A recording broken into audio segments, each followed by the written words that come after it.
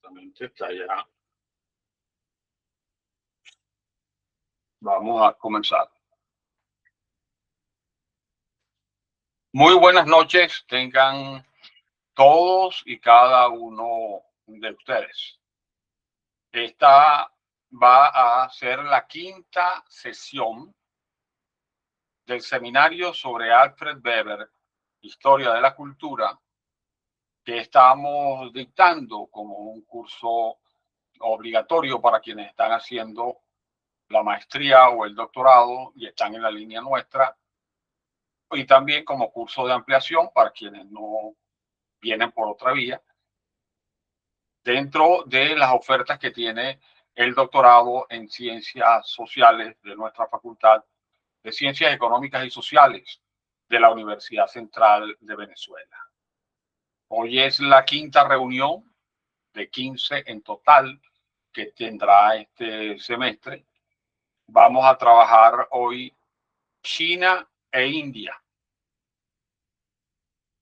Para el mecanismo que usamos fue el mismo planteado desde el principio. Ustedes entregan por una parte al correo de ciscube@gmail.com, mandan el control de lectura, que tiene 4 partes, ya ustedes lo saben, y además la parte que corresponde a clase, a preguntas, también la incorporan en el chat del grupo colectivo para desde ahí extraerlas y organizarlas. Entonces, hoy les damos la bienvenida. Esta es la quinta reunión de las 15 que están previstas. Vamos a trabajar China e India. Vamos a comenzar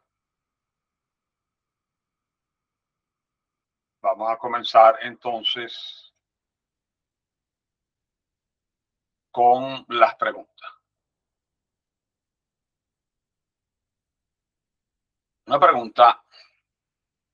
Alfred Weber aborda sobre la pintura al lavado llevado a cabo por el budismo Zen, que también nosotros estamos acostumbrados a escribirlo Zen, budismo Zen, donde el vacío es un elemento importante.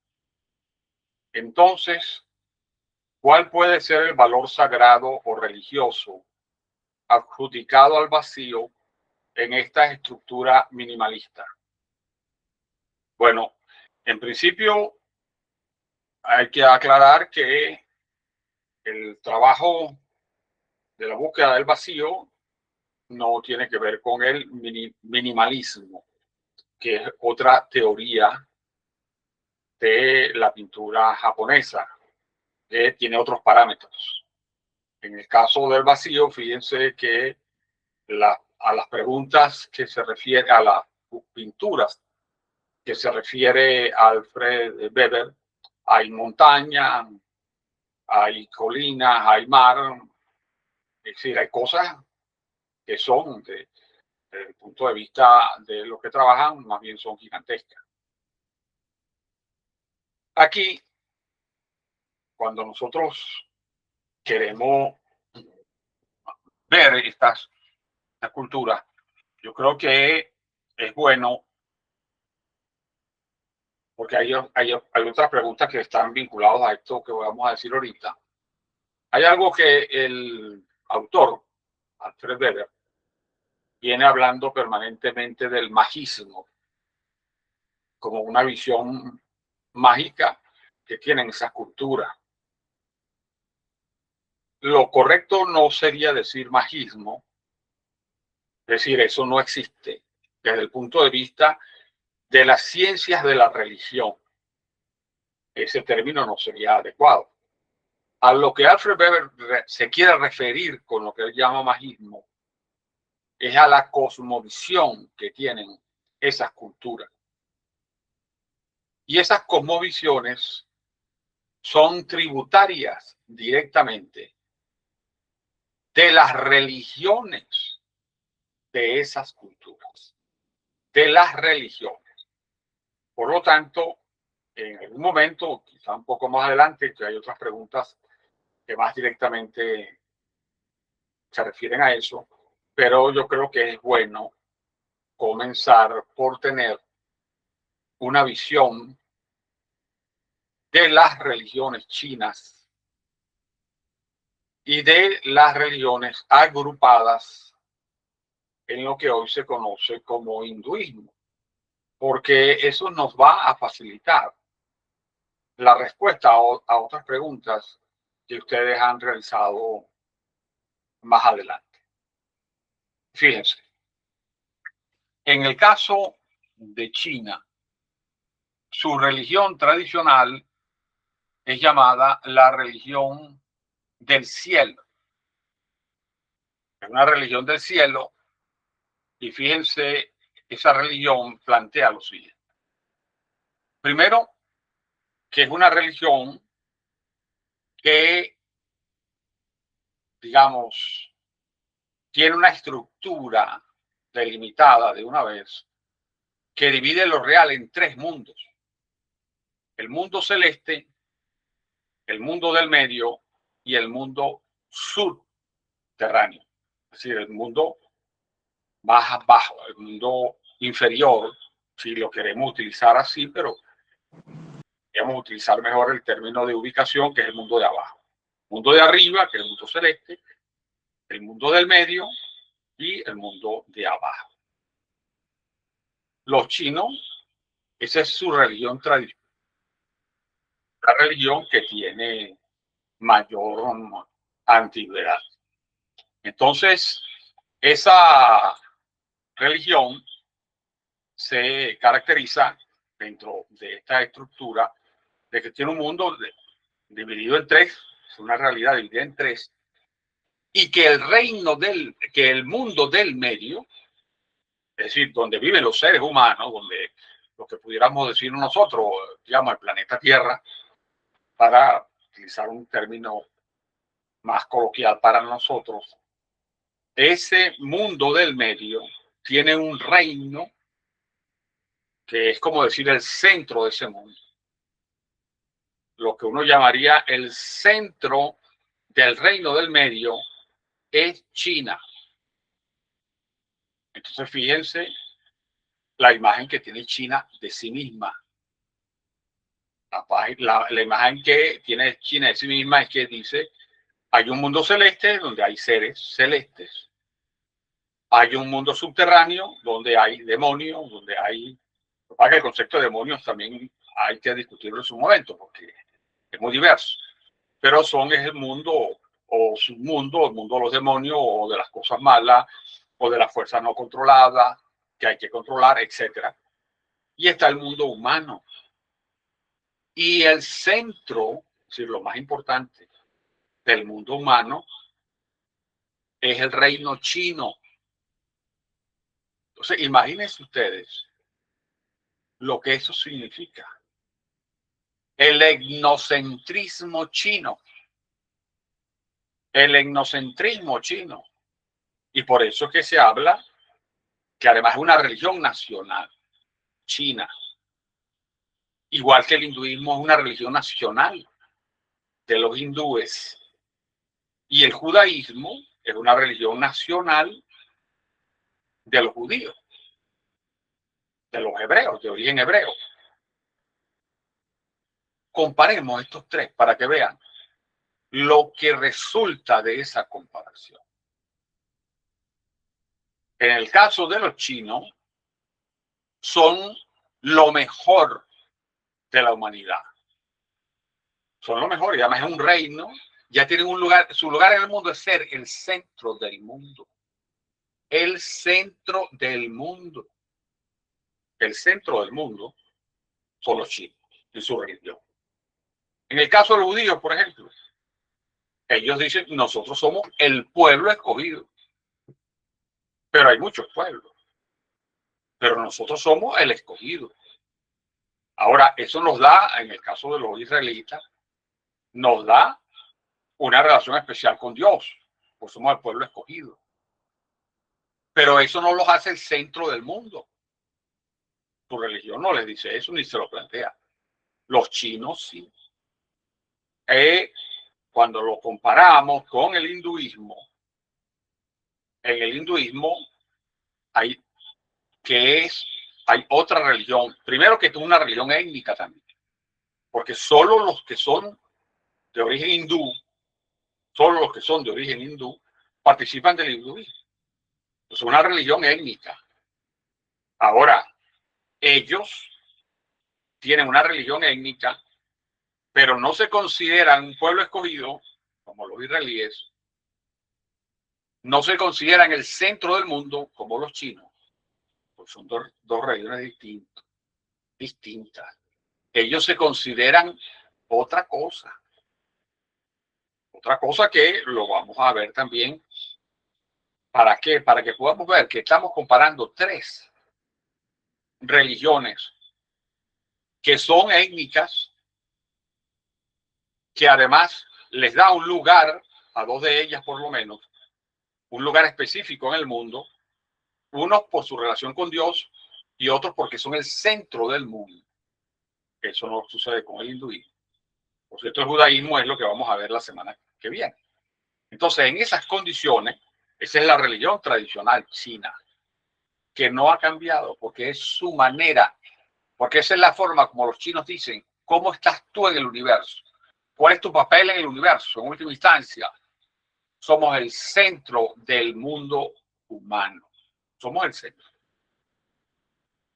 Y eso es parte de su mentalidad, de su inconsciente colectivo. Absolutamente, absolutamente. Ahí no hay ninguna discusión. Ahora, cuando se habla de historia de las religiones, para el caso chino se habla de que existe la religión tradicional, que es la religión del cielo, y está también lo que llaman la específica manera china como se van a vincular para constituir una especie de complejo o constructo que se complementan de alguna forma de tres religiones. Lo llaman el complejo de las tres religiones o la unión de las tres religiones, distintas a la tradicional, pero que al final son cuatro. ¿Cuáles son esas tres religiones? El Tao, el confucianismo y el budismo. Entonces, imagínense ustedes el pensamiento chino, que hay que verlo, hay que imaginárselo, un pensamiento que contiene formas de relacionarse cuatro religiones conforman la mentalidad del pueblo chino. Ahora, tres religiones operan para vincularlo con la práctica, para dar cuenta de lo que existe en lo real, etcétera. Y hay otra que opera para darle un lugar en el mundo inamovible, que es la religión del cielo. Entonces, cuando nosotros vamos a hablar del budismo, el budismo varía mucho de acuerdo a los tipos de budismo. Incluso varía más que los tipos de cristianismo. Es decir, hay una gran diversidad de asociaciones cristianas, de religiones, de comunidades. Está la religión católica, que es como la mitad de todo el cristianismo, que es alrededor del 16-17% de la población, quizás 18%, de la población mundial, y el resto son otros tipos de cristianismo. Bueno, ellos tienen menos diversidad, o sea, menos diferencias radicales que los tipos de budismo. Entonces, el budismo tibetano es muy distinto al budismo chino y muy distinto al budismo japonés, por ejemplo, o al budismo de otros lugares de Asia sudoriental. Entonces, budismo, Chen, ahí plantea lo del vacío. Ahora, ese vacío puede relacionarse, pero de muchas maneras, pero en especial, si nos lo queremos relacionar con la cosmovisión budista, ese vacío pudiera encontrar un respaldo en la teología budista de la siguiente manera. El budismo es una separación de las religiones tradicionales indias. Porque aquí hay que aclarar algo que es importante. Fíjense que el autor señala que el hinduismo surge cuando se desplazan a los brahmanes como elemento central. O sea, el budismo no estaba desde el principio. Entonces eso es importante porque ellos asimismos, las religiones que estábamos hablando, que digamos que se fueron conformando con la llegada de los arios, pero también habían otros grupos y habían distintas religiones. Ellos simplemente se llamaban, digamos, la tradición religiosa, religiones tradicionales, si queremos usar ese término. Comienza a llamarse hinduismo más o menos alrededor del siglo VI, después, antes de Cristo, y ahí precisamente en ese momento es cuando se va también a separarse el hinduismo, por una parte, el budismo y el jainismo, surgen más o menos simultáneamente, alrededor del siglo VI o siglo VII antes de Cristo. Eso va a dar una conformación distinta, pero de todas formas, aunque se diferencian, la visión cosmogónica del budismo, pudiéramos decir que es heredada del hinduismo, porque Buda no se preocupó, ni el budismo en general, ni siquiera el Mahayana, se va a preocupar por crear una cosmogonía o un gran esfuerzo sobre la cosmogonía. No, sino toma la que ya tenía el hinduismo, digamos, parecido a lo que va a ocurrir entre el cristianismo y el judaísmo. La visión cosmogónica del judaísmo es cómo se crea el mundo, está en el Pentateuco. El cristianismo no crea otro Pentateuco, no hace suyo el Pentateuco existente, es decir, el Génesis en adelante, Génesis, Éxodo, etc., lo hace suyo. Entonces se hereda, digamos, a grosso modo, toda la sabiduría previa que habían desarrollado los judíos y la integra. Ahora la integra de una manera, digamos, cada vez hasta lograr, prácticamente en el siglo I ya eso estaba logrado, la integra de manera noble, podríamos quizá utilizar ese término, en el sentido de que la acepta como básica y la acepta además como necesaria, no como lo único, pero sí como imprescindible, y por eso se solda en una nueva Biblia. Biblia significa libros, bibliotecas, y por eso uno se va a llamar Antiguo Testamento y otro Nuevo Testamento, pero ambos son aceptados como revelaciones de Dios. Es decir, hay una aceptación de un margen de continuidad y un margen de diferencia con la religión previa, que fue la judía, en el caso del cristianismo.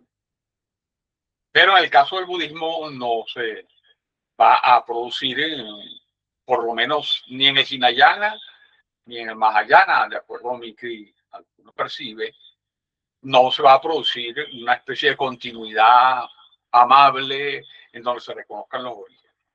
No, simplemente que Buda va a decir, lo importante no es de dónde venimos o cómo surgió el mundo, etcétera, no.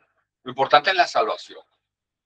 Y la salvación se da, entonces empiezan las 4 verdades de Buda, el óctuple camino, etcétera. Todo se empieza a desarrollar. Es una especie de religión de la salvación, de una vez. Lo que más nos interesa es la salvación, y la salvación incluye un conjunto de prácticas, pero además también incluye dentro de la práctica algo que pudiéramos quizás llamar como práctica teórica. Dentro de esa práctica teórica, que van a desarrollar en muchos otros aspectos, va a estar el concepto vacío, del vacío. Pero ese concepto del vacío, a mi modo de ver, es posible porque, aunque sea bastante original del pensamiento budista, pero es tributario de la visión cosmogónica del hinduismo o de las religiones védicas, porque el vedismo, en última instancia, siguen siendo los libros sagrados, parte importante de los libros sagrados que sigue reconociendo el hinduismo. Entonces, esta visión cosmogónica, vamos a señalar la visión cosmogónica hindú que hace suyo al budismo, porque después nos va a servir bastante para dar respuesta a algunas de las preguntas formuladas por ustedes y a la visión que tienen la India de sí mismo y que explica en gran parte también su continuidad. ¿Cuál es esta visión? Esta visión, por lo menos en las corrientes principales del hinduismo, es la siguiente. Cuando se le pregunta cómo surge la realidad, cómo surge el mundo, cómo surge la realidad, ellos pudieran decir cosas parecidas a lo siguiente. Bueno, al principio solo existía Dios. Entonces, imagínense, solo existía Dios en el principio. Es decir, siempre ha existido Dios. Ahora Dios llega a un momento que se explaya, es decir, Dios se abre. Y cuando Dios se abre, se abre, eso significa un periodo de existencia. Es lo que llaman paralaya. En ese periodo de existencia están los seres humanos, los animales, la naturaleza, etc. Eso es un periodo de existencia. Cuando Dios se abre. Cuando Dios se vuelve a cerrar, se acaba el pralaya y solo Dios sigue existiendo. En la visión hinduista, ¿esto qué significa? Que lo único que existe es Dios. Todo lo demás, como no existe por sí mismo, es una ilusión, es maya. Antes de seguir desarrollando esta visión, veamos la visión judeo-cristiana, creemos que musulmana también, para que veamos la diferencia. En el principio, como lo plantea el Génesis, el Espíritu de Dios se movía sobre las aguas. Es decir, es una forma de decir que lo único que existe es Dios. No entender aguas como caos. Porque cuando un Dios ordena el caos, ya no es un Dios creador, es un demiurgo. No lo vamos a explicar ahorita. En este caso, vuelvo a señalar algo. No se puede comprender el sentido de ninguna civilización ni de ninguna sociedad si no se conoce la religión tradicional. Entonces, digamos, claro, quienes están además haciendo tomando la otra asignatura de antropología de lo sagrado, pueden combinar mejor las dos cosas, porque es inevitable. Y imagínense lo que significa, que es lo que está demostrando Weber ahí, que no conocía. Bueno, no, incluso para su época no estaba tan avanzada las ciencias de la religión. Pero por eso es que su explicación termina hablando de un magismo, y magismo lo define como lo que no es racional. O sea, si no conoces la historia de las religiones y la fenomenología, no puedes comprender el sentido de la sociedad. Volviendo. Al principio en Génesis existía Dios. Y Dios decide por sí mismo, porque no estaba obligado a eso, crear el mundo. crear el mundo y se crea. Entonces fíjense que aquí hay ya dos polos. Dios, que en este caso es un Dios trino para los cristianos y para los, o sea, un Dios monoteísta trino, y para los judíos y para los musulmanes es un Dios monoteísta tipo mónada, que no es trino, pero en tal caso es un Dios monoteísta. Y existe la creación. Es decir, ya hay dos cosas. Fíjense que con los hindúes hay una sola cosa, que es Dios, que se abre y se cierra. Aquí estamos en presencia de dos cosas. Dios, que crea la creación, pero la creación, por lo menos seguro, desde el punto de vista judío y cristiano, la creación siempre va a existir. La creación pasó a tener existencia propia porque ha heredado la naturaleza de Dios. O sea, Dios le ha dado su naturaleza. Entonces no es una naturaleza formada por sí misma, pero es una naturaleza dada para siempre. Para decirlo comparativamente, en el caso del hinduismo, Dios se abre y, digamos, existe lo natural, y se cierra, desaparece lo natural. O sea, no hay creación, porque creación es crear otra cosa. En el judaísmo y cristianismo se da una creación y la creación no se devuelve. La creación no va a dejar de existir nunca. Entonces van a haber dos elementos. Lo muy importante para otros análisis. En este caso, el budismo, que retoma esta visión del hinduismo, el hinduismo dice que cuando Dios se cierra, se acaba un pralaya, en algún otro momento surgirá, Dios se volverá a abrir, surgirá otro pralaya, que incluso esta visión teológica del hinduismo es la visión que están desarrollando algunos físicos que hablan del multiverso, de los múltiples universos, de que el universo ha existido y ha desaparecido y ha vuelto a existir. Lo atractivo o gracioso en esta situación es que cuando se descubrió o se aceptó la teoría del Big Bang, que hablaba de un comienzo, entonces eso da pie para decir, bueno, la naturaleza no ha existido siempre, tiene un comienzo, puede hablarse, no es obligatorio, pero puede hablarse indudablemente que si hay un principio, alguien lo creó. La visión que tienen, por ejemplo, los físicos ateos, con toda su razón, simplemente los estoy describiendo, para evitar que pueda el monoteísmo rescatar para sí la teoría del Big Bang, empiezan a decir, bueno, pero es que esto ha pasado varias veces, Dios se abre y se saca. Digamos, ahí el universo existe y después se desaparece. Existe. Bueno, resulta que este multiverso tiene que ver con la teología hindú y la teología budista, reconocida por algunos físicos, sobre todo a través de la teología budista.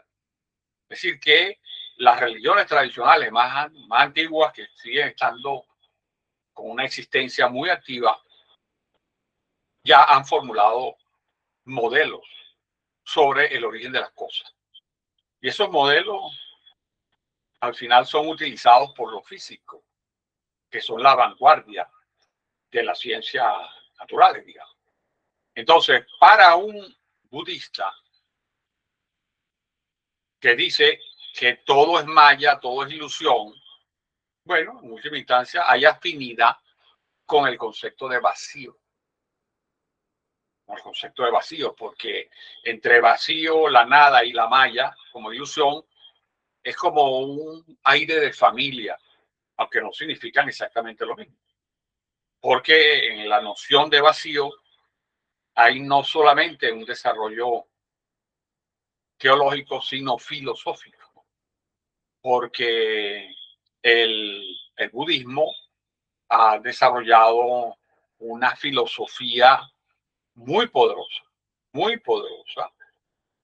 que ha comenzado a ser reconocida, sobre todo a mediados de los 50 del siglo XX, su importancia, sobre todo en la lógica.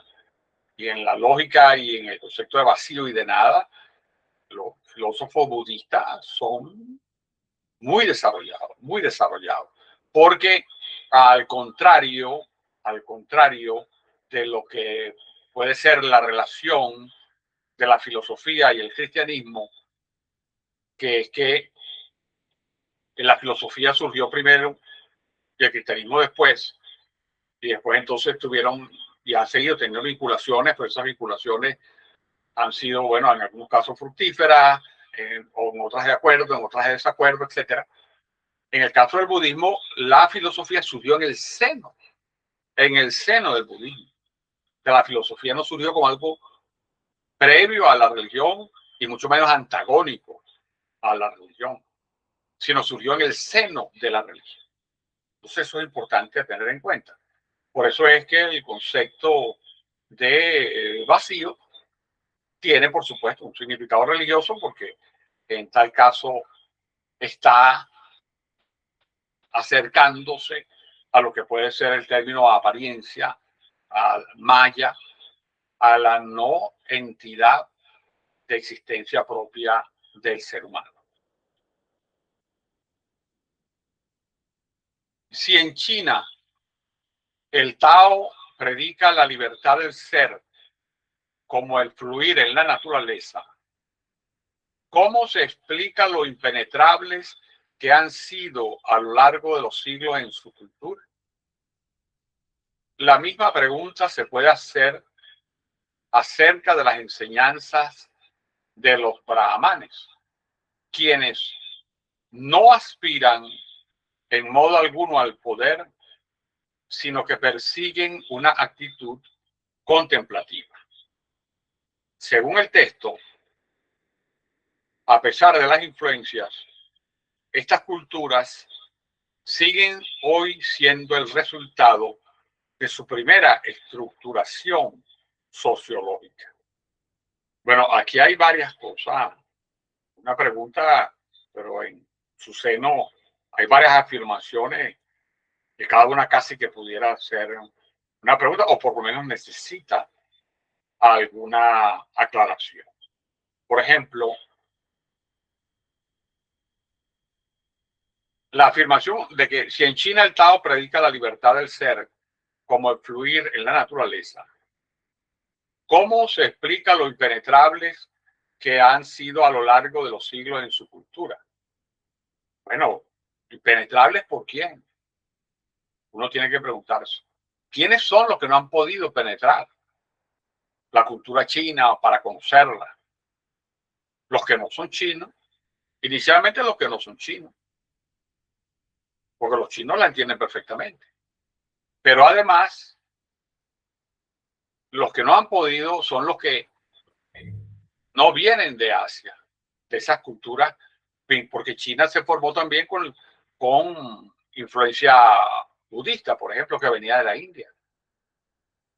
Para quienes ha sido impenetrable, o por lo menos muy difícil de comprender, es para la llamada civilización occidental, que por cierto, cuando se habla de la Europa occidental, se habla de una Europa, digamos, que comenzaría, abarcaría hacia hacia el oriente, quizás todo el este de Europa, y que termina en el occidente. Ahora, ¿cuál es el occidente?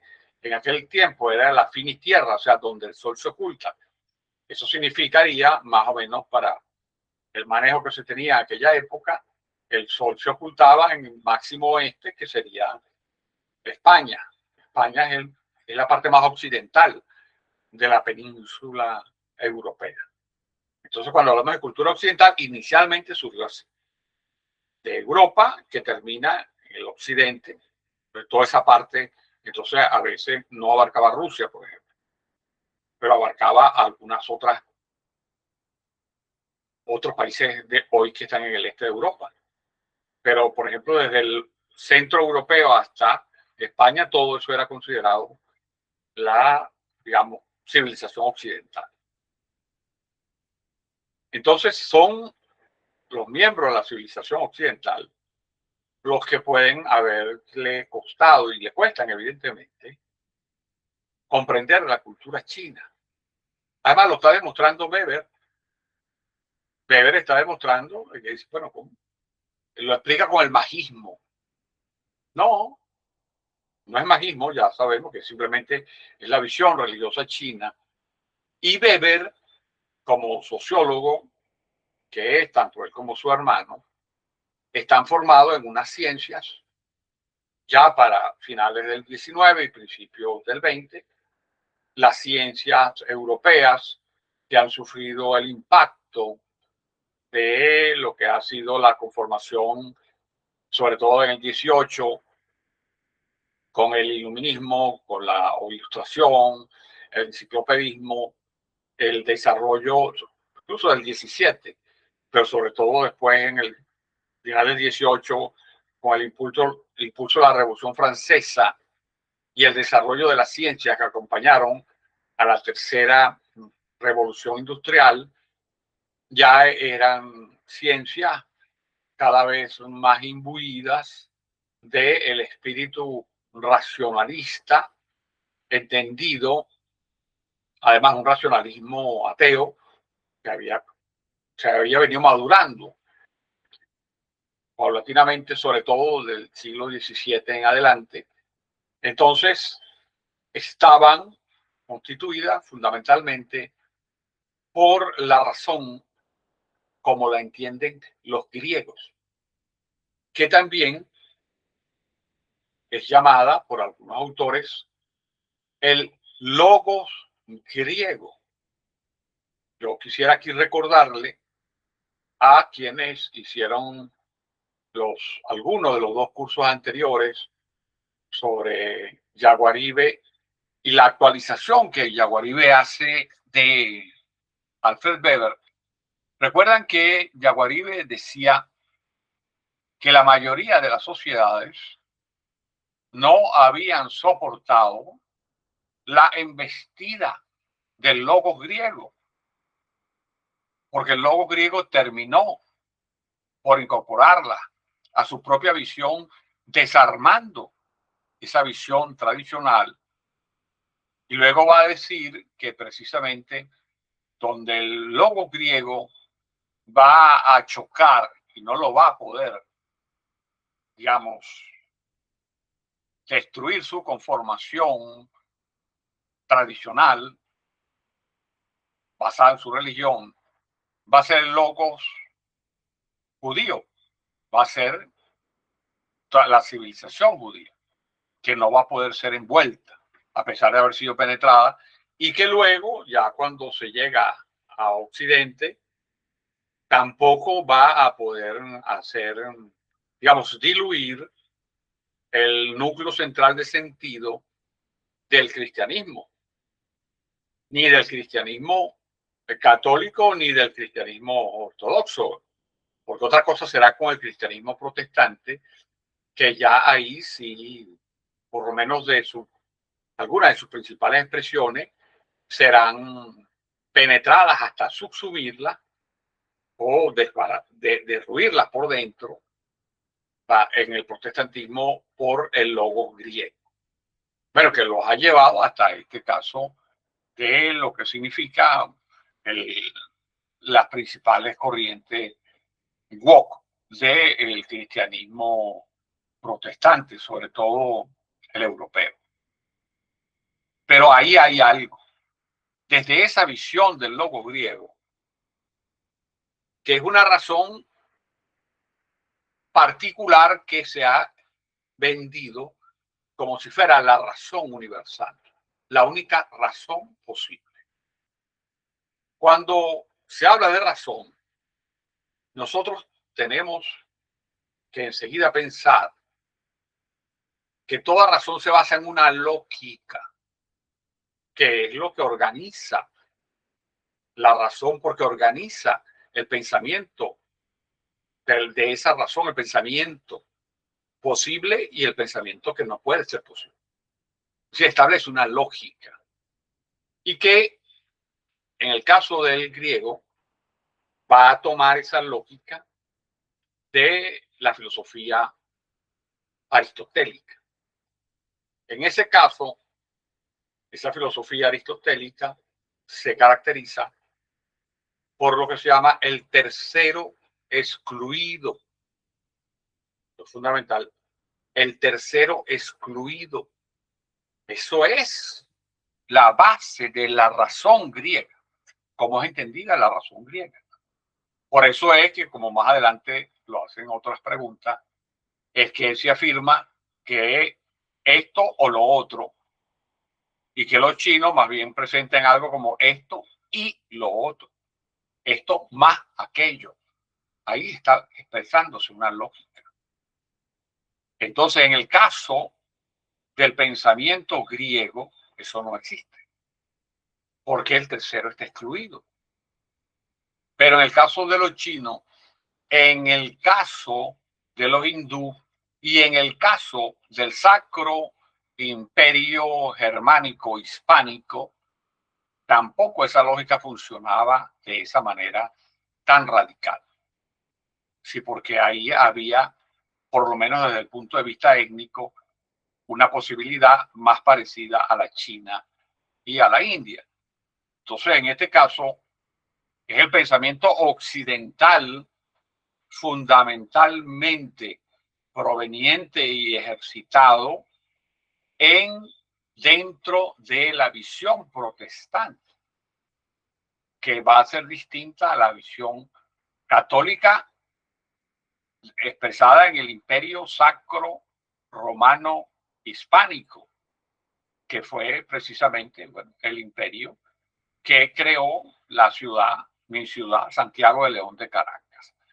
Pero eso es un tema que simplemente lo señalamos aquí, pero es para que veamos cómo en Occidente se abrieron algunos espacios no tan radicales o tan totales como en el caso chino, de aceptar la diversidad total desde el punto de vista, sobre todo quienes más lo aceptaron fueron los hindúes.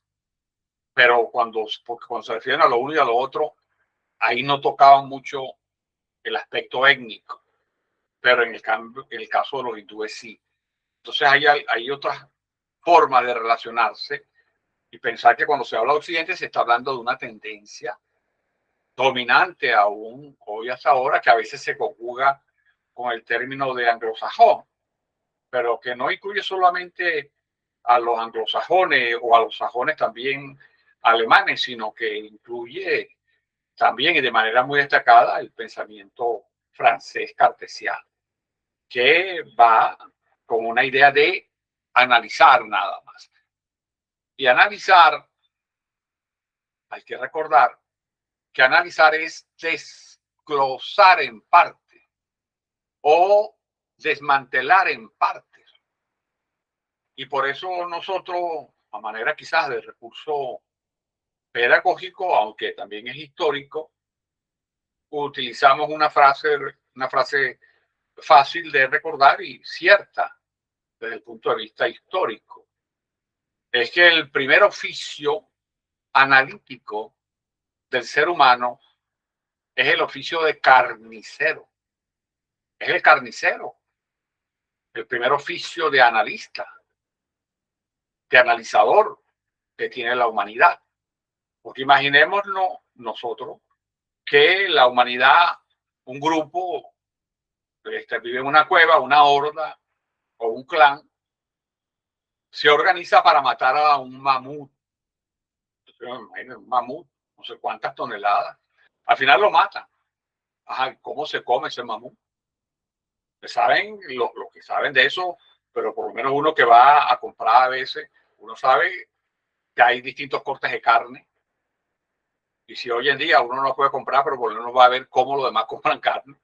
Entonces hay distintos cortes. Hay la pulpa negra, el muchacho, no sé, el lomito, la chocosuela, etcétera. Entonces, ¿qué significa? Que el carnicero desglosa en parte. Eso es el oficio de analizar.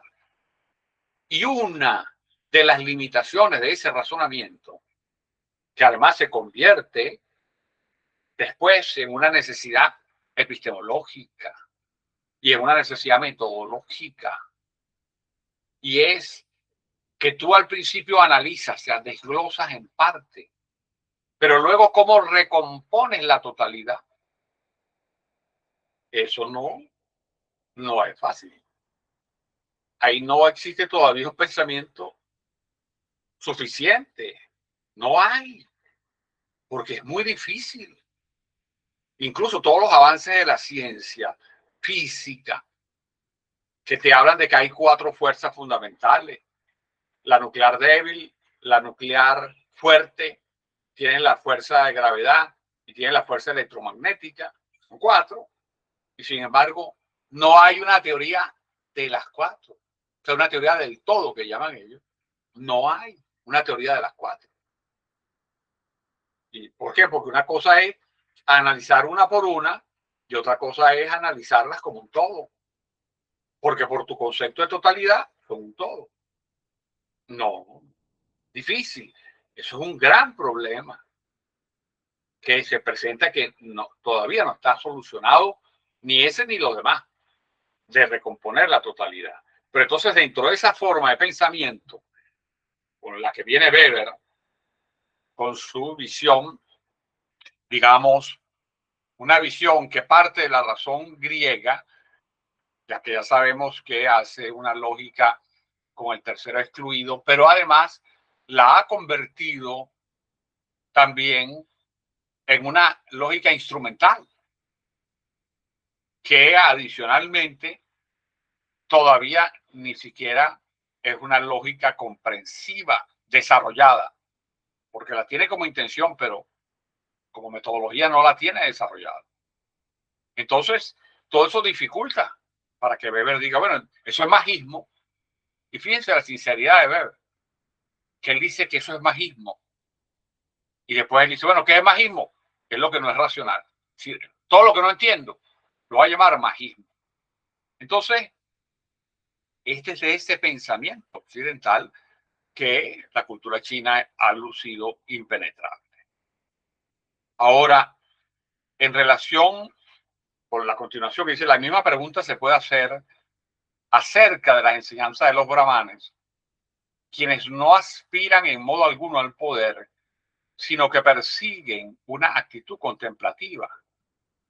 Bueno, fíjense con lo que hemos explicado de la cosmovisión hindú, que es la misma adoptada por el budismo, a grosso modo, similar a la cosmogonía judía, adaptada por el cristianismo, pero con una interpretación, con una radicalidad diferente, que es que en el caso del judaísmo hay un Dios monoteísta unitario, aún en la creación, mientras el cristianismo lo lee como un Dios monoteísta trinitario. Porque entonces el cristianismo va a decir, bueno, fíjate tú, Dios va a crear el mundo, el Espíritu de Dios se mueve sobre las aguas. Para el cristianismo ese es el Espíritu Santo. Y cuando Dios dice, hágase la luz, esa es la palabra, el verbo, es Cristo. Esa es la interpretación que hace el cristianismo, que el judaísmo hace otra, pero a grosso modo es el mismo texto. Es decir, salvo esa diferencia importantísima, por supuesto, de interpretación. Pero hay esa continuidad. Entonces, en este caso, con el hinduismo, también va a haber esa continuidad. ¿Y cómo lo ven ellos? ¿Cómo lo ven ellos? Que ellos tienen un ritmo, que tienen un destino ya previsto. ¿Cuál es el destino? El destino, como saben que son mayas, que son ilusión, su destino es saber cada vez más que son una ilusión hasta desaparecer.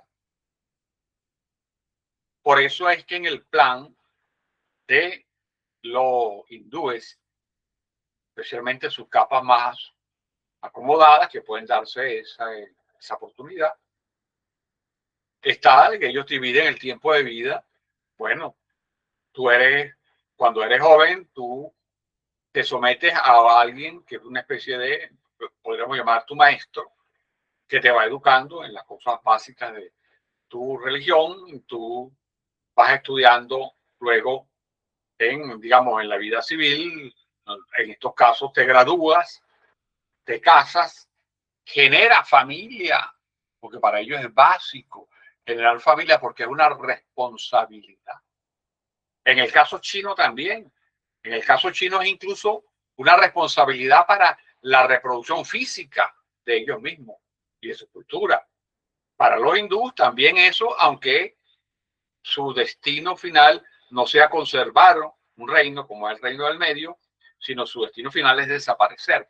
Pero crean y dicen después que algo así como tú crías a tus hijos y luego cuando tus hijos se gradúan ya tú te olvidas de cualquier responsabilidad familiar y la familia acepta que tú te vayas, digamos, a las selvas, a los montes, al desierto, a unirte con otros anacoretas, con otros yogis, etcétera, y ya, en definitiva, tú vas a ir desapareciendo de la vista de todo y desapareciendo del mundo porque tu conocimiento te va a llevar a comprender por qué debes desaparecer. Porque eres una ilusión. No tienes naturaleza propia. Y luego la otra parte de la pregunta, estas culturas siguen siendo hoy el resultado de su primera estructuración sociológica. Pudiéramos decir con ciertos detalles que sí, sí hay. O sea, sí es la misma estructuración, porque en el caso de los hindúes, por ejemplo, no hay otra forma de existir ellos sino así, organizado en castas. No hay otra forma. Por eso que también ha sido un error utilizar el concepto de castas fuera de la India. Cuando a veces uno lee trabajos sobre la historia de Venezuela o la historia de Iberoamérica, y uno dice, bueno, porque es que los españoles se organizaron en castas. No, eso no es correcto, porque las castas solo existen en la India, porque las castas no es solamente una organización de la diferenciación social, no. Las castas es una organización religiosa de la diferenciación social. Por eso que las castas son inamovibles. En cambio, eso no existe fuera de ahí, no existió en ninguna parte, y mucho menos en Hispanoamérica. No tiene ningún sentido. Entonces, para ellos no hay otra forma de organizarse. Para los hindúes. En el caso de China, creo que hay unos elementos distintos. Porque fíjense que en la India hay diversos grupos étnicos. Incluso los brahmanes, que es una función religiosa, como lo dice en el texto Alfred Weber, en algunos casos eran casatrillas, en otros casos eran sudras, etcétera. Diversas etnias. O sea, diversas etnias eran, digamos, de origen indoeuropeo, en otros casos eran sudras, en otros eran del Valle del Deccan, que estaban entre los primeros, grupos étnicos distintos, que en algún momento, por hacer suya esa religión que hoy en día se llama hinduismo, podían organizarse, pero ellos mismos, su propia etnia, tener sus brahmanes, sus casatrillas, sus vaisnillas, o sea, sus comerciantes, tenerlo sin ningún problema. Es decir, que no hay segregación étnica, que la división es fundamentalmente por castas y lo que significa por mandato religioso. Y que las castas podían, como efectivamente lo han sido, estar formadas por diferentes etnias de acuerdo al lugar de la India al cual nosotros nos refiramos. En cambio, en China, eso al principio quizás pudo haber sido así, pero después fue cambiando porque un grupo étnico se hizo no solamente mayoritario, sino dominante, que son los Han, H-A-N en castellano. No sé cómo lo pronunciarán ellos. Los Han hoy en día son claramente el grupo dominante que incluso segrega a los otros grupos que no son de origen Han y los margina de las actividades sociales. O sea, en la práctica, el chino, el ser chino, está muy vinculado al ser Han. Entonces los tratan diferente si eres Han o si no eres Han. Pasa que los Han pueden ser 80, 85%, que es bastante. Está bien, pero hay una parte que no está integrada. O sea, hay una parte de grupos étnicos que no son integrados a China. Y hoy menos, porque, por ejemplo, con las otras religiones que entraron a China en su momento, el cristianismo, muy poco, pero un poco más los musulmanes, que además están muy vinculados a grupos étnicos que viven en China y desde ese punto de vista, para el observador exterior, son chinos musulmanes, no son aceptados hoy en día por el Partido Comunista Chino.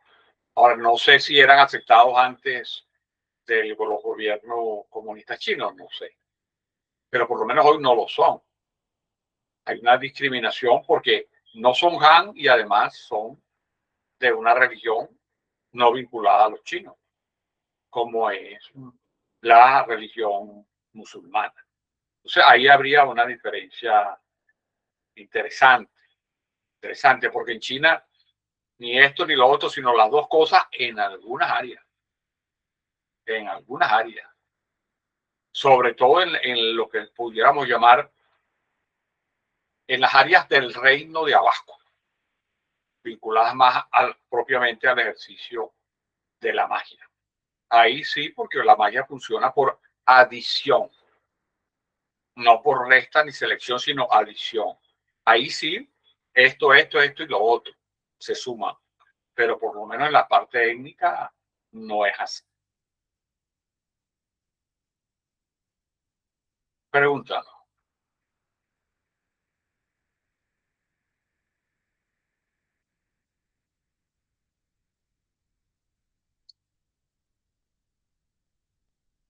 Si la contemplación es el camino a la sabiduría, ¿por qué no es intelectual, sino mágica? Ajá.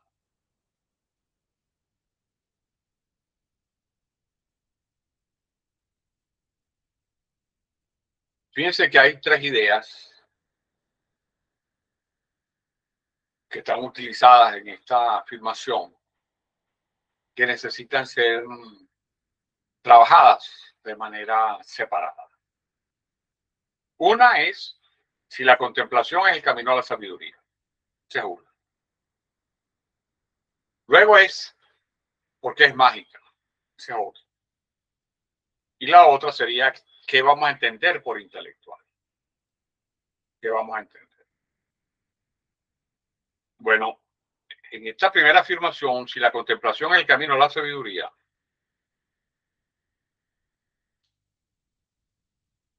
sí, es una, sobre todo que han hecho suya de las religiones chinas descritas, fundamentalmente el budismo y el taoísmo. Ahí hay una larga historia de los tipos de contemplación y la contemplación como camino a la sabiduría. Aquí pudiéramos decir, primero estar de acuerdo, que la contemplación es el camino a la sabiduría. Ahora, la contemplación no es un camino analítico, no es analítico en el sentido griego, del logos griego, pero el analítico desglosa en parte. No es analítico, sino que el saber es un saber comprensivo, es un saber de totalidad, de comprensión total.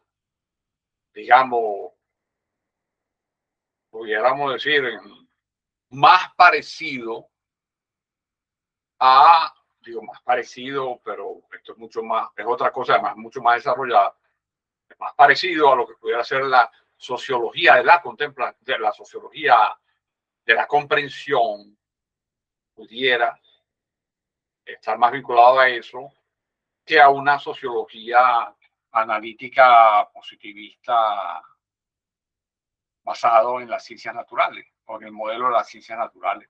Claro, sería otra cosa. Pero la contemplación significa comprender la totalidad, la comprensión de lo total.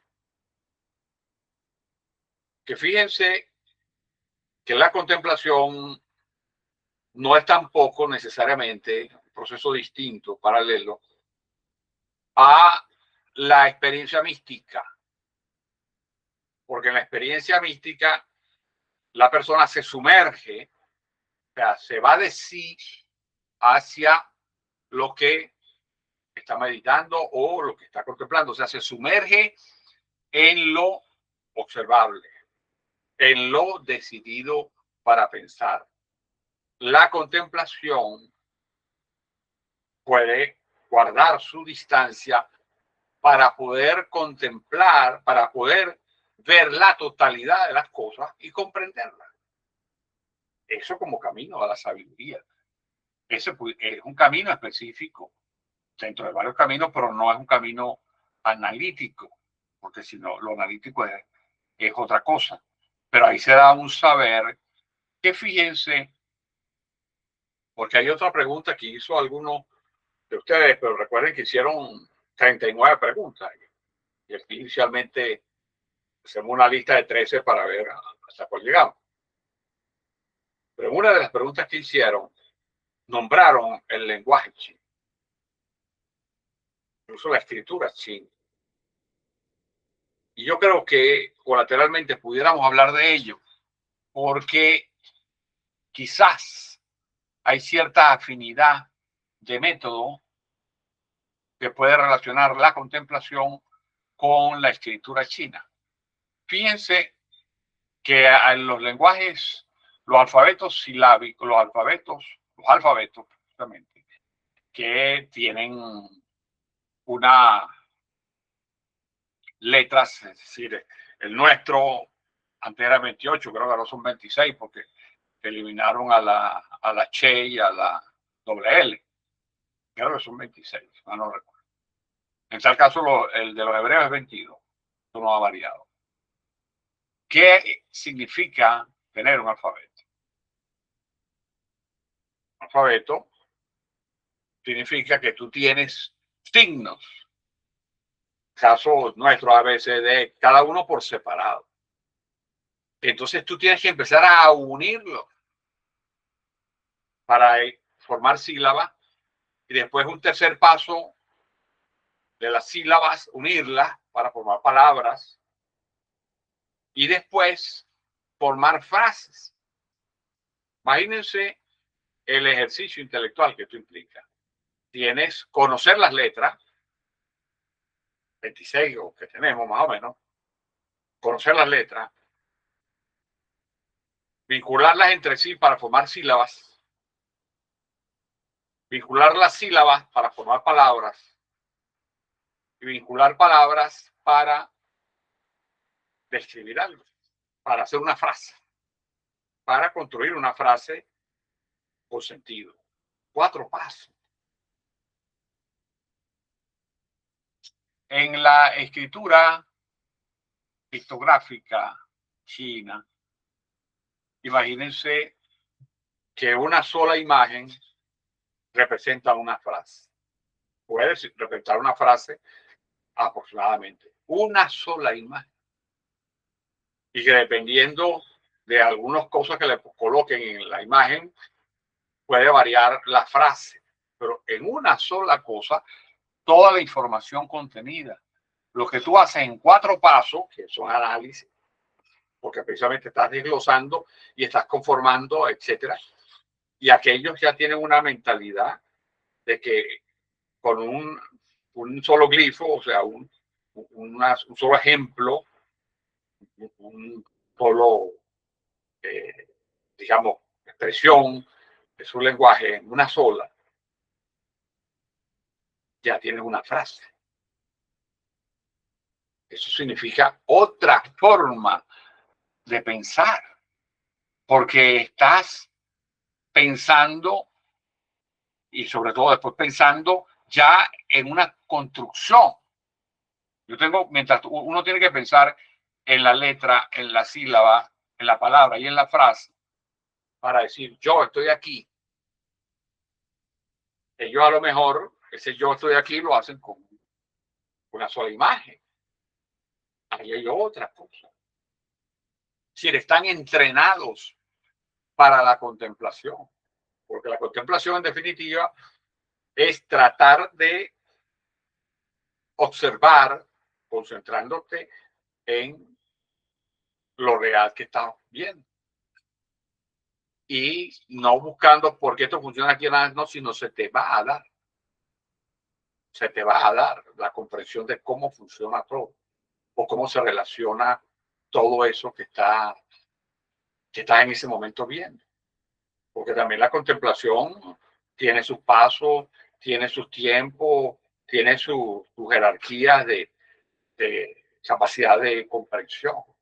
Entonces, quizás ese lenguaje, que es importante destacarlo, porque esos lenguajes nos dan otra idea de la diversidad de esa cultura, de esa diversidad, de que a veces nosotros no la comprendemos porque no queremos comprenderla, porque el logo griego lo que nos dice todo puede ser analizado. Eso, bueno, cuando tú ves que hay una imagen que completa significa una cosa, ¿a cómo la vas a desglosar? Por pedacitico. Me quita un pedazo aquí, esta mancha significa esto. Eso no es así. Entonces, ¿por qué no es intelectual? Aquí vemos, ya sabemos que mágica no es, porque mágica, la manera como utiliza Alfred Weber el concepto de la noción de magia, no es científico. Simplemente hay que decir que lo mágico, como él lo dice, es aquello que no es racional. Eso, digamos, se descarta porque no tiene contenido para definir lo mágico. Ahora, que no es intelectual, entonces ahí hay que precisar, digamos, el uso del término intelectual. ¿Qué se entiende por intelectual? ¿Qué vamos a entender aquí porque que no es intelectual? ¿O cuándo algo es intelectual? Es decir,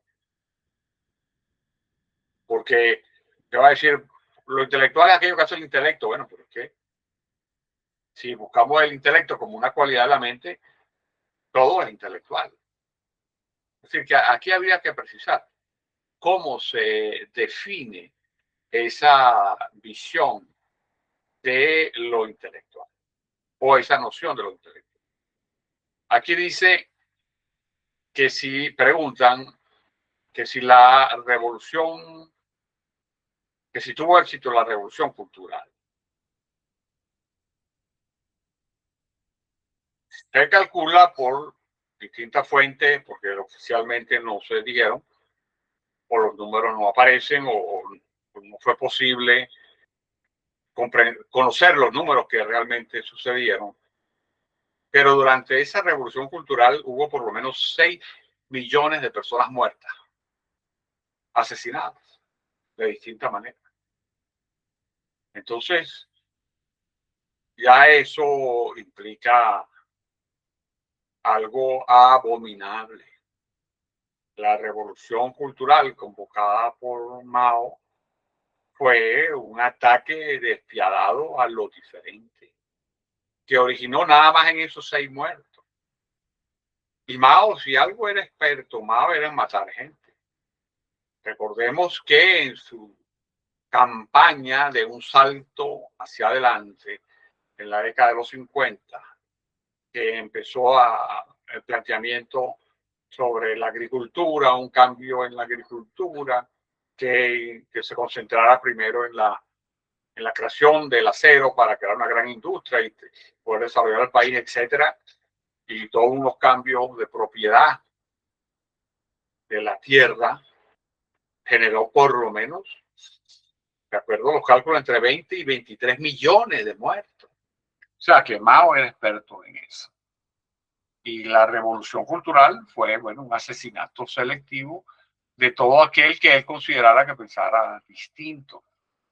Y pensar distinto incluso significaba que si, digamos, algo que después va a llevar al extremo aún mayor, uno de los discípulos de Mao, por lo menos seguidores, Pol Pot en Camboya, que va a asesinar a un tercio de la población, en donde las personas que tenían lentes eran sospechosas de ser occidentales y por lo tanto enemigos de su cultura, de su cultura nacional, de su proyecto político, en última instancia enemigo del socialismo y comunismo. Entonces la revolución cultural arrojó 6 millones de muertos, arrojó un desmembramiento de gran parte de las personas más instruidas, o sea, que tenían mayor conocimiento, mayor formación académica en China. Además que también desarrolló la inhibición de todos los que pudieron ocultarse para que no fueran acusados de ser pro-occidentales, de ser anticomunistas, etcétera. Inhibió a la sociedad, paralizó a la sociedad. Fue una época del terror, como antes lo había hecho la Revolución Francesa en su momento. Entonces, bueno, cada quien de acuerdo a su propia visión ética podrá decir si eso tuvo éxito o no.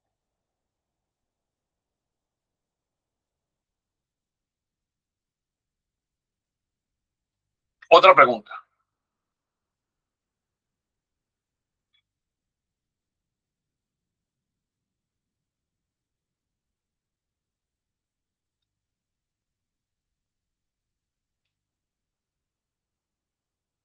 Podríamos decir que en la cultura occidental de, entre comillas, coloca quien hace la pregunta, ¿es esto o aquello? Puede ser el inicio de las causas de las confrontaciones sociales.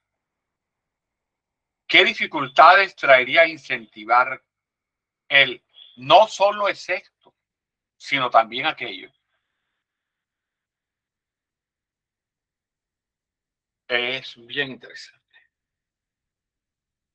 sumamente interesante. Pero fíjense ustedes que incluso ese centro de la pregunta, magnífico, muy bueno, muy bueno. Sobre todo aplicado a ciertas áreas, es muy clara su significado. Es que vamos a hablar de algo, de cómo se construye la sociedad o cómo funciona la construcción de las sociedades por parte de los seres humanos. Y aquí hay que rescatar dos conceptos que tienen una relación dialéctica y que han sido estudiados por algunas disciplinas. En este caso, la disciplina más importante que ha estudiado eso, que lo ha desarrollado sobre todo para comprender las sociedades, es la antropología. Y después, bueno, se han sumado otras como la psicología, después la sociología, etcétera, ¿no? Pero es importante. Es la pregunta antropológica: ¿cómo se construye el nosotros y el ellos? O sea, ¿cómo nosotros nos conformamos como un ente, como un grupo, como una etnia, una nación, y cómo se conforman o cómo conformamos a los otros? Eso es básico, eso es básico. Incluso de una manera no totalmente vinculado a esto o capaz de, o tan relacionado con esto, pero parecido. Me acuerdo que en los años 70 en la escuela, en la ESA, la famosa ESA, Escuela de Sociología y Antropología, el profesor Efraín Hurtado creó una revista, que hasta lo que sé tuvo 5 números, que se llamaba Lo Uno y Lo Múltiple, porque esa era una manera de ver este fenómeno antropológico. Estoy diciendo algo parecido, aunque no es exactamente igual, pero sí tienen una lógica que es la siguiente: ¿cómo se hace para convivir en sociedad entre lo uno y lo múltiple, entendiendo esto como lo que se parece a mí y lo que no se parece a mí? Porque eso es lo que hacemos todos los grupos humanos. Nosotros somos esto y aquellos son lo otro. Es una construcción.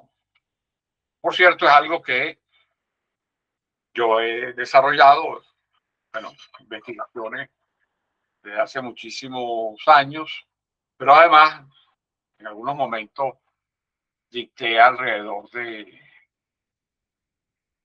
5 o 6 asignaturas distintas sobre cómo se da esta conformación. Incluso al principio del semestre, que ustedes ven la primera clase que está grabada, yo traje aquí unos libros hechos por siglo XXI, que es sobre la construcción del otro. Son 4 tomos, 4 tomos. Algunos de esos tomos los hemos trabajado, pero para mí ojalá pudiera darse en algún momento la posibilidad de ir organizando seminarios en la línea de cómo se construye lo uno y lo otro. Es decir, el nosotros y el ellos. Ahí en esa visión está muchísimos ejemplos de América, muchísimos. Por ejemplo, ¿qué pensaban los mexicas de los chichimecas? ¿Y qué pensaban los chichimecas de los toltecas? ¿Y qué pensaban los caribes de los arahuacos, por ejemplo? Son algunos de los capítulos que recuerdo. Y esto es muy importante porque esta pregunta, a pesar de que son 2 líneas y media, es interesante. ¿Cómo se construye el uno y el otro? Porque eso es básico. Eso es básico. Sin eso no podemos. Entonces, fíjense ustedes que en la misma lógica griega, que algunos dicen, bueno, la filosofía como amor al saber, etcétera, sí, pero es que la gente piensa que los griegos eran, digamos, una especie de gentleman, de caballeros, de gente muy amable, ¿no? Pensando que peleaban permanentemente entre ellos mismos, guerreaban, una sociedad muy agresiva.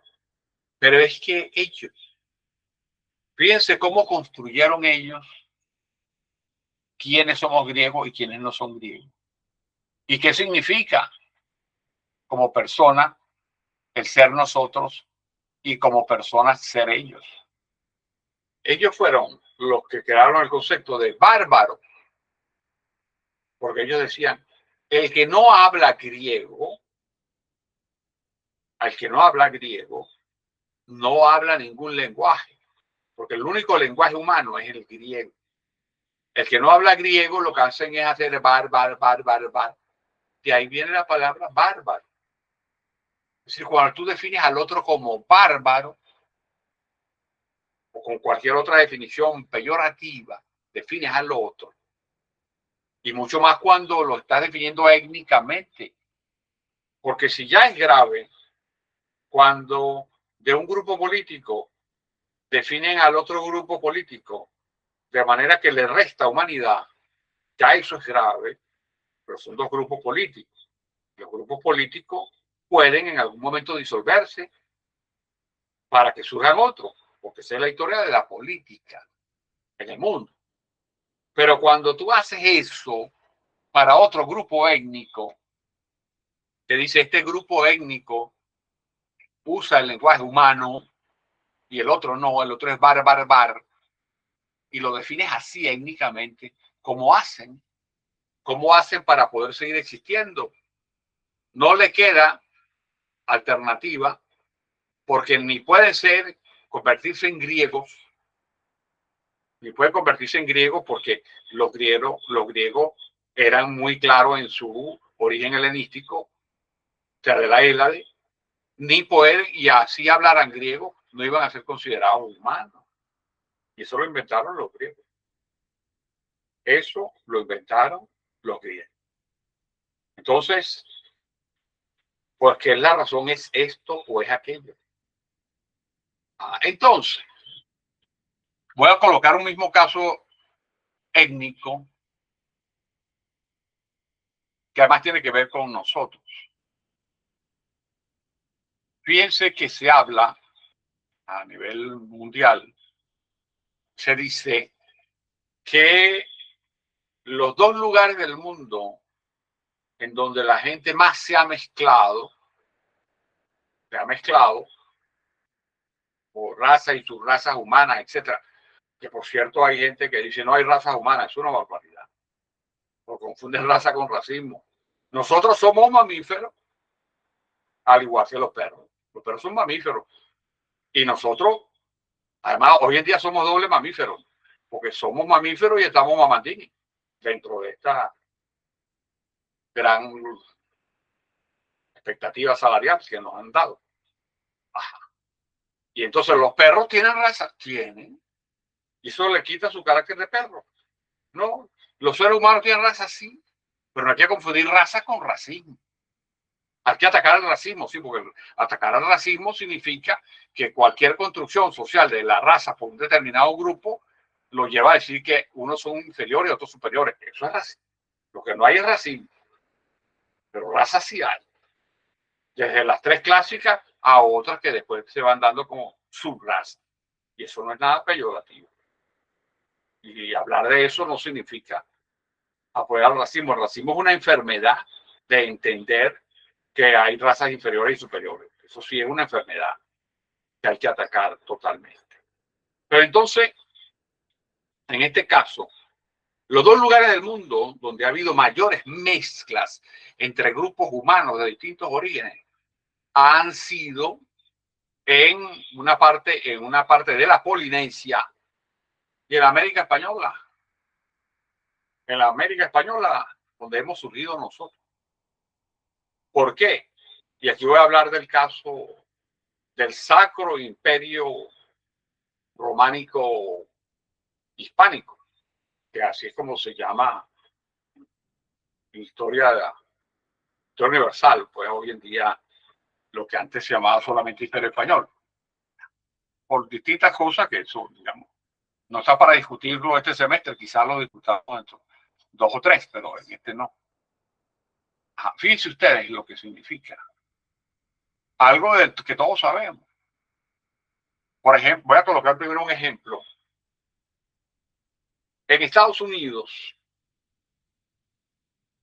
durante muchísimo tiempo, unos 300 años, habían ¿cuántos grupos vamos a llamarlos étnicos? Los blancos, los negros y los nativos americanos. 3. Blanco, negro y nativo americano. Entonces, tú podías ser de piel blanca, de ojos azules y de pelo amarillo, pero si cuando hacían tus análisis, una 16ª de tu parte, es decir, de un tatarabuelo, tú tenías un tatarabuelo negro y entonces ibas a ser clasificado, aunque tú fueras de piel blanca, ojos azules, ojos verdes, pero amarillo, tú ibas a ser calificado como negro. Porque para ellos, si hasta que tú tuvieras un 16avo de sangre de familiares negros, era negro. Entonces existió siempre blanco, negro y nativo americano. ¿Qué va a hacer la corona hispánica en América? Primero que nada, la reina Isabel la Católica, si mal no recuerdo, citando de memoria, en 1505 o 1503, por ahí, 1503, algo, o 5, algo más o menos por ahí. La reina dijo, españoles, cásense con las aborígenes. Y españolas, cásense con los aborígenes. Es decir, porque todos son mis súbditos amados.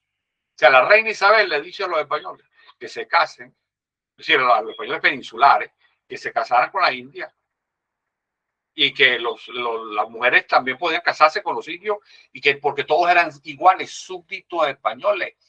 Para decirlo en términos legales, modernos, se aprobó y se estimuló desde la propia corona, de la propia reina, estimuló el matrimonio interracial. Ustedes saben cuándo Estados Unidos aprobó legalmente el matrimonio interracial. En 1962. Es decir, aproximadamente 460 años después de la reina Isabel la Católica. Los franceses nunca, porque fíjense que los franceses llegan a migrar a Francia. Los argelinos, como lo han hecho, los que eran parte explotada de la África francesa y nunca son franceses. Así nazcan en Francia, nunca son franceses. Nunca. Y por ejemplo, tengo la evidencia en el caso de un famoso cantante que cantaba bellísimo, Charles Aznavour, nacido, o sea, muy conocido por ser un gran cantante francés, pero como su familia era armenia, que se había exiliado cuando los turcos realizaron a principios del siglo XX el genocidio contra los armenios. Y entonces muchos armenios se exiliaron a Francia. Charles Aznavour, que además era una gloria de la música y de la canción francesa, Charles Aznavour tenía un pasaporte aparte que lo decía francés de origen armenio, o sea, otro pasaporte, no que el pasaporte francés. O sea, imagínense, además, lo que significó como matrimonio interracial, que todo esto abunda en esa idea del respeto de esto y lo otro. Bueno, entonces, ¿qué hacen los españoles? Ah, bueno, mira que este es un blanco con una negra, tuvieron un hijo. Ah, bueno, pardos. Crean una categoría jurídica para reconocerlo, para darle existencia jurídica a esa mezcla. Ah, después el pardo se vincula con un indio. Entonces, bueno, o sea que hay otro nombre, salto atrás, gente en el aire, el lobo, o sea, hay muchas clasificaciones. O si es negro con indio, sambo. Eso es lo que me acuerdo porque además hay familia mía metida en todo eso. Es decir, que a cada persona que nacía, digamos, con todos esos entrecruces, les daba un reconocimiento legal, que era un reconocimiento humano de su condición humana. Por lo menos en eso, en lo étnico, fue evidentísimo que sí hubo lo que hubo en la India, no en China. Lo que hubo en la India, no en China, que es esto y aquello. Por supuesto que eso ayudaría a reducir a las tensiones sociales. El hecho de que todo el mundo se sienta aceptado, no se sienta discriminado ni por su sexo, ni por su opción sexual, ni por su elemento somático de raza, ni por su origen. Ah, eso en gran parte se ha logrado en Venezuela. por ejemplo, con la nacionalidad de origen. Todo el que nace en Venezuela es venezolano, sea quien sea y sea como sea. Pero fíjense que es Venezuela. En Colombia no, porque tú puedes, hay venezolanos que están allá en Colombia por el exilio y han parido hijos allá y no son colombianos. No los reconocen como colombianos, porque Colombia ahí aplica lo mismo que Alemania y que Francia, por ejemplo. Pero para que veamos también el país que tenemos. De todas formas, eso para esa nueva línea es la que yo voy a comenzar el semestre que viene. Pensar la venezolanidad. Ahí se ha planteado bastantes cosas sobre eso. Una línea de investigación que vengo haciendo que voy a actualizar, a ponerla como línea de clase también a partir del semestre que viene, que va a ser los martes de 4:30 a 6:45. Bueno, vamos a trabajar eso, afortunadamente, aunque todavía ya fue aprobado y aunque todavía no ha salido públicamente, pero bueno, ya hay gente que se ha enterado y ya tenemos una lista y creo que ahí vamos a hacer unas discusiones muy interesantes, pero que en tal caso este punto al cual quería referirme, que está en la pregunta, de esto o aquello, eso es vital. Y los que más lo lograron de las dos civilizaciones que estamos trabajando es el caso de la India. Y después también vamos a ver cómo lo lograron otros pueblos, incluyendo el pueblo judío con su asimilación de los que no eran judíos. Por ejemplo, la esposa de Moisés no era judía y fue asimilada, etcétera. Pero eso ya lo discutiremos después. Bueno, ya nos estamos acercando, pero hay otra pregunta. Arquitectura y simbolismo del poder masculino.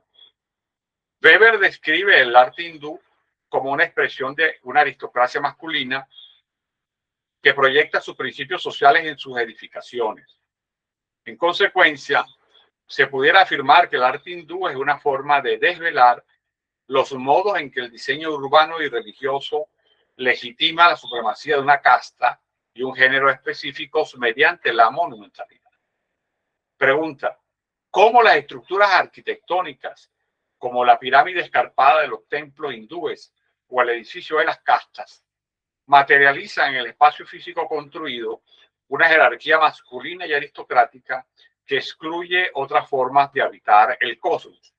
Bueno, fíjense, pudiéramos en algunas cosas, porque bueno, es una descripción de lo que pasó, pero que también sepamos, por ejemplo, hay algunas visiones importantes, generales.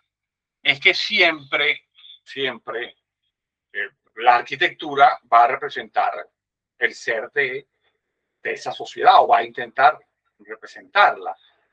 Y si lo vemos desde el punto de vista de los sexos, en algunos casos, en algunas sociedades se va a dar más énfasis suponiendo a las representaciones de varones, en otros a las representaciones de mujeres y quizás en otras en representaciones de ambos. Ahora, en el caso de, por ejemplo, de las estructuras, digo esto porque a veces se hacía un énfasis de que, por ejemplo, si es una cosa vertical, eso podía representar el falo, y si era una cosa más o menos redonda, parecida a una vulva, entonces eso representaba. Entonces había personas que se volvían, según ellos, pues, yo porque di clases en cosas vinculadas a la pintura y a la antropología, entonces pensaban que era el gran descubrimiento. Si veías algo largo era el falo, y si veías algo, digamos, como una vulva, entonces era la vulva. Bueno, pero si es así, ya no hay que inventar, no hay que hacer mucho más esfuerzo para comprender las cosas. En este caso, esas pirámides indudables que representaban las castas. Ahora, en esas castas, la mayor opresión la sufrían las castas de los intocables. Es decir, que las castas de los intocables, los hombres y las mujeres eran los más explotados. Los más explotados. Entonces, en este caso, las mujeres de las castas superiores tenían muchísimo más elementos de poder que las mujeres de las castas de los intocables, que no tenían ningún. Si nosotros lo analizamos, o dependiendo, por supuesto, el interés de cada quien, si nosotros lo analizamos por el grado de explotación, el grado de sometimiento, incluso el grado de esclavitud, el grado de abuso y de violaciones, los más sufridos eran las castas de los intocables, que a veces ni siquiera aparecían en ninguna representación oficial, pero además físicamente sufrían diariamente de la exclusión, lo cual sigue existiendo en la actualidad. Una de las cosas, por ejemplo, de esta estructura arquitectónica hindúes es que había una jerarquía masculina muy clara. Había una jerarquía masculina muy clara, pero el papel de la mujer era la dadora de la condición religiosa, porque tenía que ser no solamente de una mujer hindú, sino que tenía que ser de una mujer que perteneciera a esas castas para luego poder generar hijos que pudieran llegar también a esos niveles. Entonces, sí, en el caso del hinduismo, hay, a los ojos de uno, pues, fácilmente, hay una estructura de explotación, una estructura de explotación en donde además hay una, una violación permanente de los derechos de los débiles, entre otros, en primer lugar de las mujeres, sobre todo de las castas inferiores o de las castas de los intocables, una, digamos, una agresión permanente absolutamente, por lo menos, inaceptable para los criterios éticos de uno. Y algo que se nombraba en alguna de las preguntas es lo que era la asesinar a las viudas o quemar a las viudas o matarlas, porque eso era una forma de, primero, evidenciar que las mujeres solamente podían tener presencia social en la medida que tuvieran hombres. Y luego también porque había sobre las mujeres una especie de cuidado, porque podían decir que podían envenenar al hombre. Claro, en una situación así de opresión, en donde las mujeres tienen mucho menos derechos que los hombres, es lógico suponer, porque además así ha funcionado la realidad, de que las mujeres en algún momento, digamos, a través de ciertos mecanismos, por lo menos los envenenen. Entonces, previendo eso, resultaba más o menos unir a la mujer con el hombre de tal manera de que mientras el hombre viva, tú vivas. Si él vive, significa que tú lo mataste y la quemaron. Bueno, fíjense, algo parecido a lo que se hacía, por ejemplo, en las haciendas de las plantaciones esclavistas más gruesas, más importantes, tanto de ocupación francesa, ocupación española o ocupación anglosajona, pero sobre todo en los anglosajones, pero también en los franceses y en los españoles, es el papel de la mujer negra cocinera. Es que la mujer negra cocinaba, y por ejemplo en Haití, con los franceses eso pasó muchísimo, porque la mujer negra sabía, por otras condiciones afro de su origen, que no tenemos tiempo de plantearla ni discutirla, pero sabían que eran expertas en conocimientos de veneno. Entonces la mujer, cada vez que preparaba la comida, el dueño de la plantación le decía, trae a tu hijo, que él coma primero. Entonces, claro, ella le daba de comer al hijo. Y el tipo veía, si el hijo vivió, él comía. Entonces, por eso se imaginarán que si la cocinera decía, no, que mi hijo no está porque lo mandé para que sea mi familia o cualquier cosa, lo más seguro es que esa comida no se comiera.